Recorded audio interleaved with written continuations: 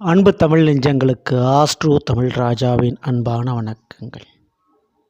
இன்றைய பதிவில் கும்ப ராசியில் பிறந்தவர்களுக்கு, அதுவும் சதய நட்சத்திரத்தில் பிறந்தவர்களுக்கு, உங்களுடைய ராசிநாதனுடைய நட்சத்திர சாரத்தில் நட்சத்திராதிபதி அமர்ந்திருக்கும் ராஜனின் ராஜபலம் கிடைக்கப் போகும் கும்பராசி சதய நட்சத்திரத்தில் பிறந்தவர்களே, இதை பற்றி தெளிவாக பார்ப்போம். பதிவாக ஃபுல்லாக பாருங்கள், உங்களுக்கு தெளிவாக புரியும். பலனையும் நீங்கள் அறிந்து கொள்ள முடியும். மறக்காமல் நம்ம சேனலை சப்ஸ்கிரைப் பண்ணி வச்சுக்கோங்க. கும்பத்தில் கும்பராசிக்கு அதிபதியான சனி பகவான் அமர்ந்து கொண்டிருக்கிறார். உங்களுடைய ராசிநாதன் யார்? சனி பகவான். கும்பத்தில் சதய நட்சத்திரம் இருக்குது. சதயம் என்பது ராகு பகவானுக்குரிய நட்சத்திரம். அந்த ராகு எங்கே இருக்கிறார் அப்படின்னு பார்த்தா மீனத்தில் இருக்கிறார், 2ஆம் வீட்டில் இருக்கிறார். தற்பொழுது உத்திரட்டாதி நட்சத்திரத்தில் அடியெடுத்து வைத்திருக்கிறார் இந்த ராகு பகவான். உத்திரட்டாதி நட்சத்திரம் யாருடையது அப்படின்னு பார்த்தா சனி பகவானுடையது.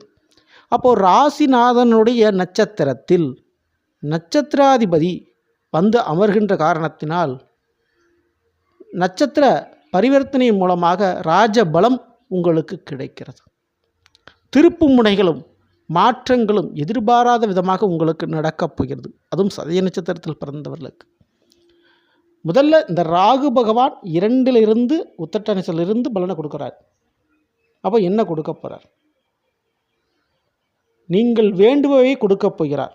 எந்தெந்த விஷயம்?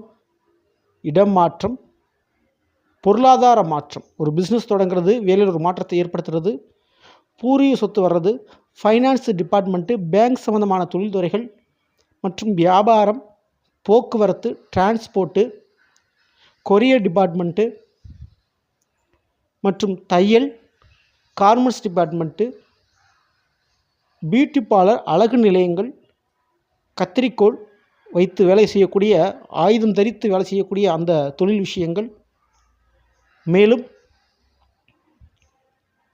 டூல்ஸ், மெக்கானிக்கல் மற்றும் எலக்ட்ரானிக்கல் சம்பந்தமான தொழில்துறைகள். ஸோ இந்த தொழில்துறைகள் எல்லாம் இந்த ராகுவானால் மிகப்பெரிய தன விருத்தி ஏற்பட போகிறது.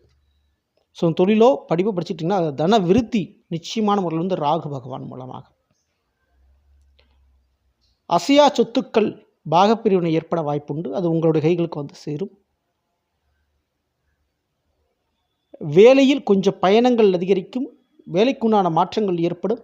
வேலைக்குண்டான வண்டி வாகனங்கள் வாங்குவீர்கள்.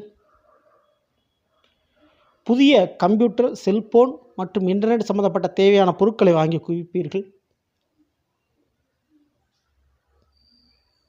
மேலும் உறவுகளில் பெண் குழந்தைகள் பிறக்கக்கூடிய யோக பாக்கியம் அதிகமாக இருக்குது. குழந்தை பாக்கியம் கிடைக்கும். சில உறவுகளை பிரிந்து தனியாக செல்லக்கூடிய வாய்ப்புகள் உருவாகிறது. தவறான உறவுகள்கிட்ட மாட்டிக்கிட்டீங்கன்னா நீங்கள் இப்போ தப்பிக்க முடியும். வெளிநாடு மற்றும் வெளிமாநில யோக வாய்ப்புகள் உண்டு. மேலும் அரசாங்கத்தின் ரீதியாக அல்லது அரசியல்வாதிகள் மூலமாக ஏதாவது ஒரு பிரச்சனை இருக்குது, அரசாங்க தண்டனை நீங்கள் அனுபவித்து கொண்டிருக்கீங்கன்னா அதுலேருந்து விடுதலை உங்களுக்கு கிடைக்கும். அந்த ஃபைனில் தப்பிப்பீங்க. ஒரு கோர்ட்டுக்கு வழக்கில் ஒரு முடிவு வரும். உடல் பிரச்சனை, நோய் பிரச்சனை சின்ன சின்ன சர்ஜரி மூலமாக சரி செய்யப்படும். அமானுஷ விஷயங்கள், வீட்டில் இருக்கக்கூடிய அமானுஷ சம்பந்தமான விஷயங்கள், இந்த ஏவல், பில்லி, சூனியம் என்று சொல்லக்கூடிய எதிர்பாராத பிரச்சனைகள், மறைமுக எதிரிகளாக ஏற்பட்ட பிரச்சனைகள், தெய்வத்தினுடைய வழிபாடு, அது குலதெய்வத்தினுடைய வழிபாடுகள் மூலமாக சரி செய்யப்படும். ஸோ அதன் மூலமாக ராஜபலம் உங்களுக்கு கிடைத்து தன விருத்தி உண்டு. பொருளாதார மாற்றம், பொருளாதார தேவை பூர்த்தியடையும். வாழ்க்கை துணைக்கு சரியான ஒரு வேலை, உத்தியோகம், தொழில் அமையும். பணத்தை வசூல் பண்ண வரீங்க. ஸோ பணத்தை வசூல் பண்ணுற வசூல் வேட்டை உங்களுக்கு கண்டிப்பாக நீங்கள் பண்ணுவீங்க இந்த வருஷத்தில். அதற்கு யோக காலங்கள் உண்டு.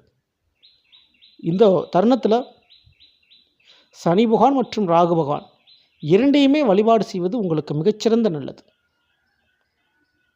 ஸோ இந்த பலன் எல்லாமே இந்த 2024 நிச்சயம் நடக்கும். ஏன்னா இந்த 2024 பொறுத்த வரைக்கும் சனி பயிற்சி கிடையாது, ராகு பயிற்சி கிடையாது. இருக்கின்ற இடத்தில் அப்படியே இருக்க போதுகள். அதாவது மீன ராசியில் ராகு பகவானும் கும்பராசி அப்படியே இருக்க போகிறாங்க 2024 முழுவதுமே. அப்போ பலன் நிச்சயம் உண்டு, பயன்படுத்திக்கங்க. இந்த பை பிடிச்சிருந்தா லைக் பண்ணுங்கள், மற்றும் ஷேர் பண்ணுங்கள். மறக்காமல் நம்ம சேனலை சப்ஸ்கிரைப் பண்ணி வச்சுக்கோங்க. அடுத்த சந்திப்போம். நன்றி, வணக்கம். அன்பு தமிழ் நெஞ்சங்களுக்கு ஆஸ்ட்ரோ தமிழ் ராஜாவின் அன்பான வணக்கங்கள்.